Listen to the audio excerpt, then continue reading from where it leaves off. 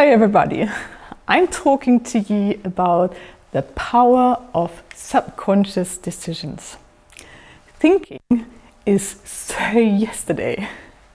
Conscious thinking is a luxury we rarely allow ourselves. We do not decide on a logical level. We decide on a psychological level, or as Daniel Kahneman would put it, we decide in System 1 modus. Daniel Kahneman and his colleagues shaped our understanding that 95% of our decisions are made non-consciously. 95%. Not 50% of our decisions. 95% of our decisions are made non-consciously. Why is that important to people who work in marketing and sales? Well, easy. No decision, no sales. Buying means deciding. Well, if this is true, how do we make non-conscious decisions? Let's have a look at Daniel Kahneman again. He says that we work with two systems to make decisions. First of all, there's System 1 with fast and non-conscious decisions. Second, there's System 2 with slow and conscious decisions. Let's have a closer look at System 1 decisions. It all starts with a sensory impression. I see a poster, I listen to a radio spot, I can feel the sunbeam on my skin, and within milliseconds, these sensory impressions evoke an association. And now I talk and act. When I say it is raining cats, and most people with an English background will automatically add dogs. This is a non-conscious System 1 process. It is fast, it is easy, it doesn't need much energy. A System 1 process is the usual mode we are in when we are shopping. We are not contemplating the benefits of the different products on a logical level. We do not think, this jam contains 350 grams of strawberries, while this jam only contains 250 grams of strawberries. We rely on heuristics, or so-called shortcuts, to make easy and quick decisions. Well, you might say, Gesa, not all of our decisions are made non-consciously, are they? Sometimes we do make conscious decisions. For example, when we buy a house or a car. You're absolutely right. So let's have a look at how the conscious decision-making process takes place. Again, it is absolutely vital here that we understand that we never make a conscious decision without an unconscious System 1 process taking place first. Never. Never ever. There is no conscious decision without a non-conscious process taking place first. Again, everything starts with a sensory impression. Within milliseconds, on a non-conscious level, these sensory impressions evoke an association, and now the System 2 process starts. The machine kicks in. We start analyzing and thinking, and this leads us into action. I would like you to experience the feeling of a typical System 2 process for yourself. So everybody, please multiply 14 times 17. What is the result? Okay, most of you will have thought, good luck, this is an online conference.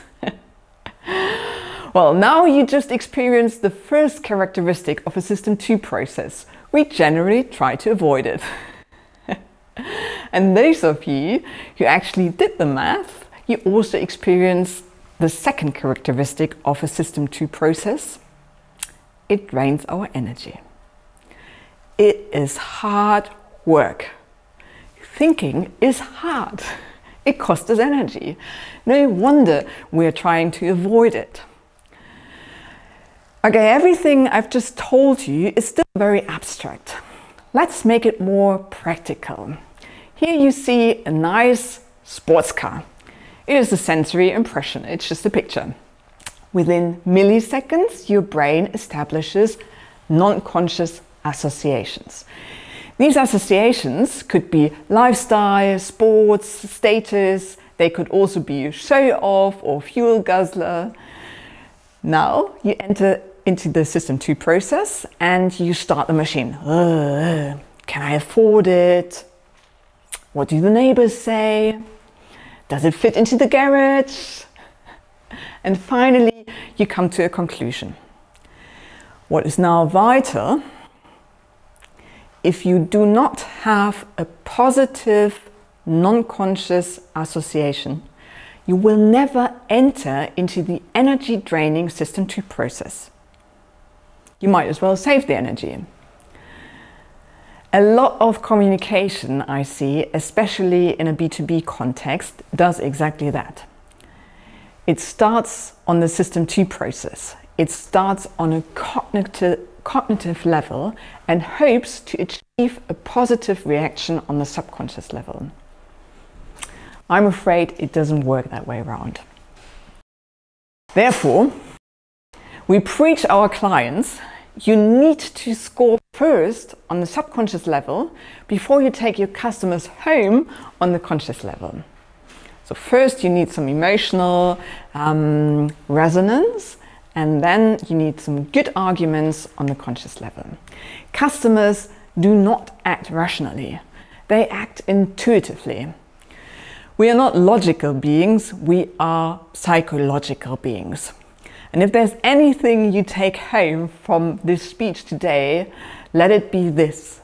We are not logical beings, we are psychological beings. On a practical level, this means less information, less data, less facts, and more feeling, more emotion, more sensuality. Make sure that you include some stories into your brand. Make sure that you include nice pictures, nice images. Okay, are you with me that communication should be brain friendly, or even better, brain pleasing? Let's have a look at how we can achieve that, how we can achieve a brain friendly communication. Simply put, our brain is made up of 3 levels. The reptilian brain, or the brainstem, that's based here in the back of your head, the limbic system, and the neocortex. What are these levels good for? On the reptilian brain level, it is all about fight, flight, food, and sex. Imagine I am a prehistoric cave woman. And all of a sudden, there's some noise in the bushes. I have to decide now, within milliseconds, if this is going to be my dinner or if I'm going to be his dinner. If I don't make this decision within milliseconds, sooner or later I am dead and cannot pass on my genes into the gene pool. So all of your ancestors did a pretty good job on this level. The limbic system is the area where we process emotions, and the neocortex is responsible for abstract thinking, language, and logic. Okay, let's have a closer look and understand what the different levels in the brain are responsible for. On the reptilian brain level, we decide instinctively if we approach something or if we rather avoid something. Food and sex, approach. Fight and flight, avoidance. In the limbic system, where our emotions are processed, we make 95% of our decisions. And in the neocortex, we rationalize our decisions. Let me give you an example. I walk along the city center of my hometown. And all of a sudden, I pass a shopping window and my reptilian brain instinctively says, snap, red shoes, approach. My limbic system says, oh, wow, red shoes. And my neocortex says, I've got enough money in my bank account. They really fit to that dress. And I'm sure that my husband is gonna like them. You see, the decision-making process has to take place in the right order. First, the reptile has to snap, then we need some emotion, and last, we need some information. We start the rational process. And what's important now, if the reptile does not snap, I can have as many good arguments as I want, nothing is going to happen.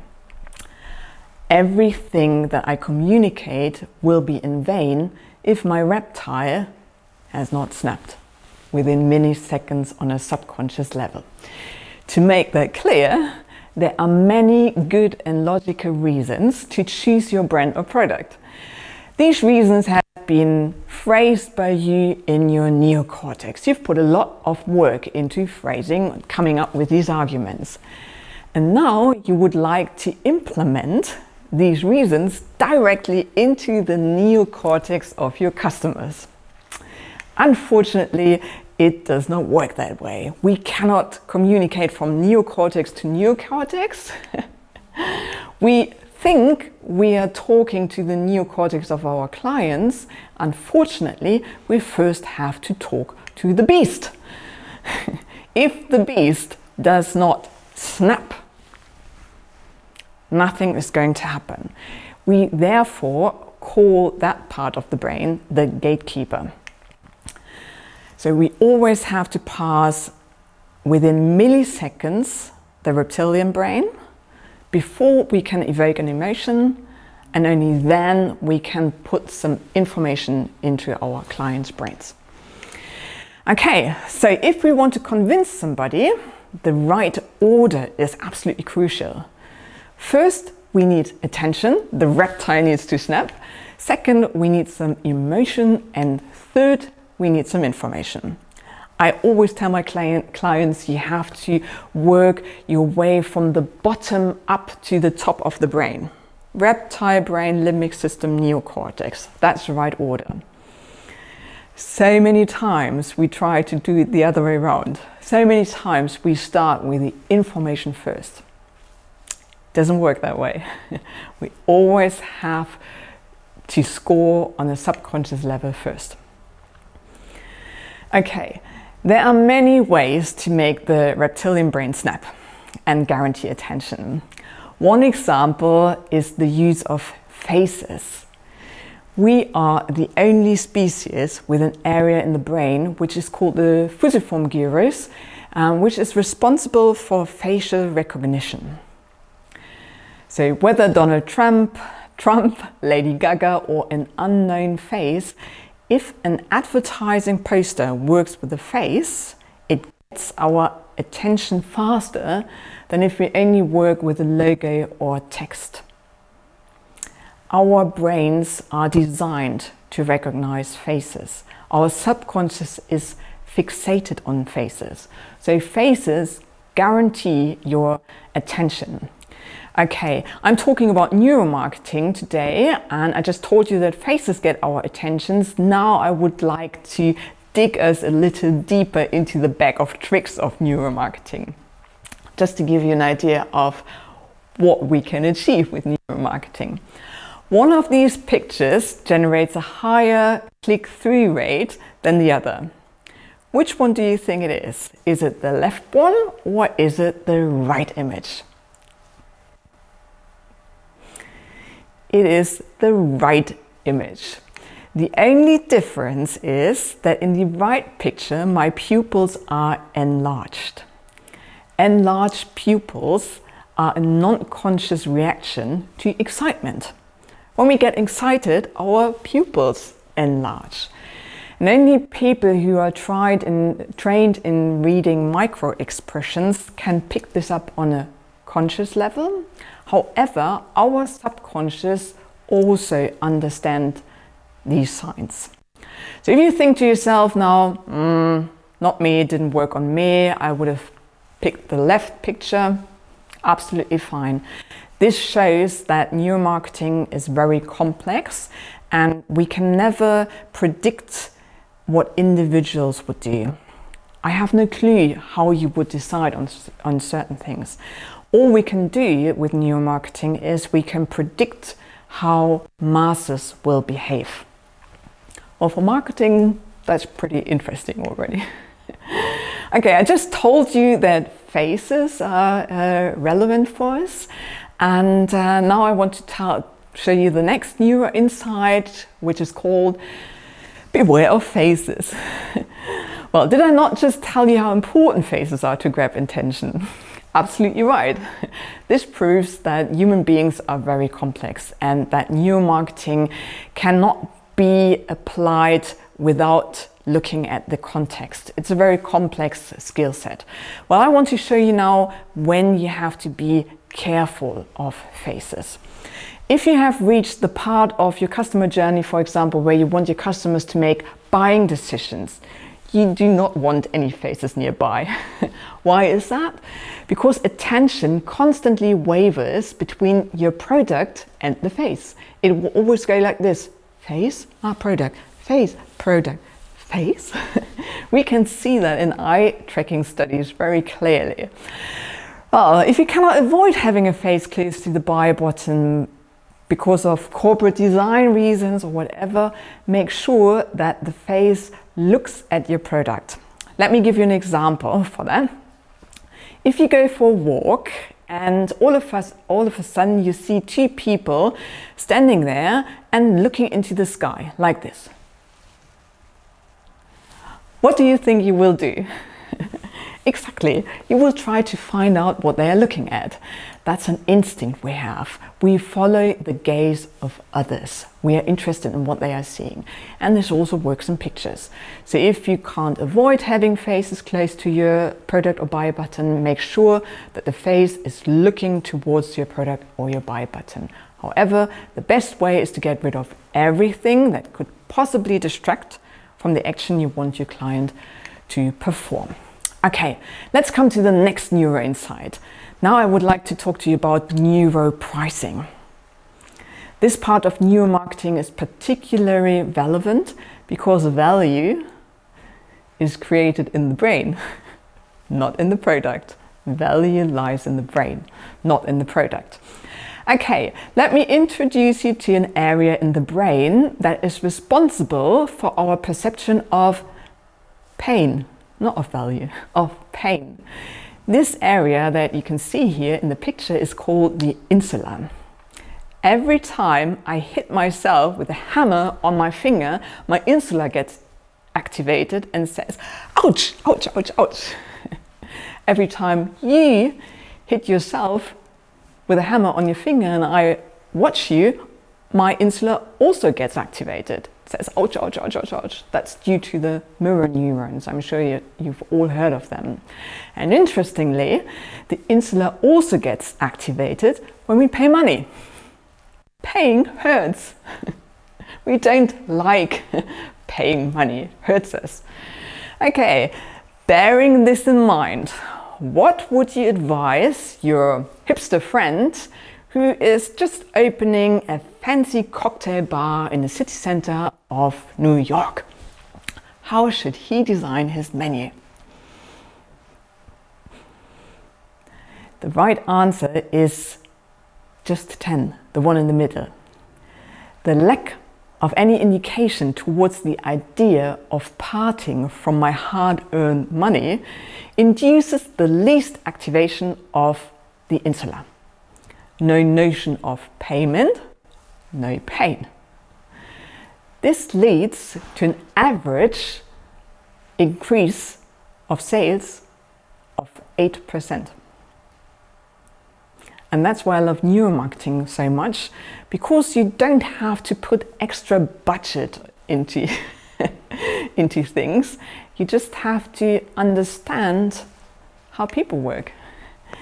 Okay, the next insight I would like to present to you is the autonomy effect. People want to make their own free and self-determined decisions. The younger people are, the stronger the effect.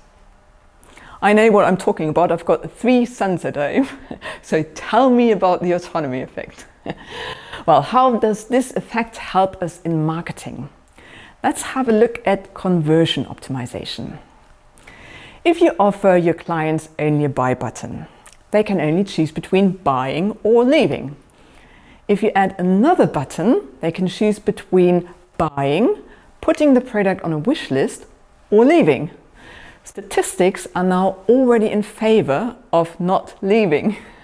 On top, the customer feels happier on a subconscious level because they have a choice. Well, the sweet spot of conversion optimization is called the Hobson +1 effect, and it means you give your customers another alternative. Not just one, but two. And make sure that the choices are trivial and preferably lead to the same outcome. So you can give them the choice of, let's say, print everything. It is not really an alternative. However, we feel very much the autonomy effect and we feel free in our decisions. Well, now you could say, okay, if customers like to have many choices, I give them loads of choices. They can have as many choices as they want. Ooh, careful, because now this is hard work for our brain again. So many choices. I have to make a decision. It gets harder and harder and harder. Now this actually leads to a decrease of conversion rate because we have too many decisions. So bear in mind, Hobson +1 effect, it's the buy button plus two alternatives where the sweet spot is. Okay, here comes another question for you. Is it better to A, indicate mandatory fields, or B, emphasize optional fields? Right, in this test, working with optional fields boosted the client's conversion by 24.7%. And it's only because customers felt the autonomy. The next and the last effect that I'm going to show you is the so-called cheerleader effect. Imagine myself in a bar. To my left, Naomi Campbell and Christy Turlington. To my right, Claudia Schiffer. I am having a really good time with all three of them. We are obviously good friends. Unfortunately to you, it is neither Naomi or Christy nor Claudia, but me, good old Gesa from Germany, who is approaching you.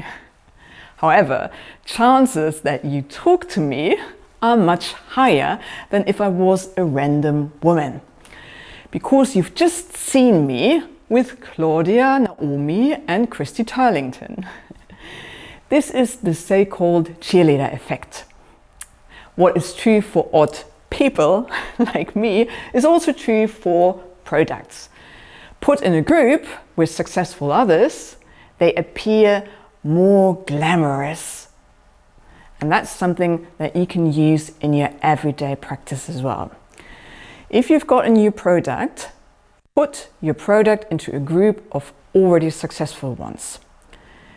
Because the successful products will have an effect of the perception of the new product. All of a sudden they appear more glamorous. Okay, if you say now, oh, Gesa, I haven't got a range of other successful products. What do you want me to do now? Well, now you could say compare or let somebody else compare your product with successful products from your competitors. Especially when your product is not known yet. You think, that doesn't make sense to me. Well, this works because the cheerleader effect kicks in independently of brand. Right. This is the last effect. I'm at the end of my presentation now, and I'm sure next time it's going to be Claudia Schiffer who's presenting things for you. Have a good time. See you. Bye-bye.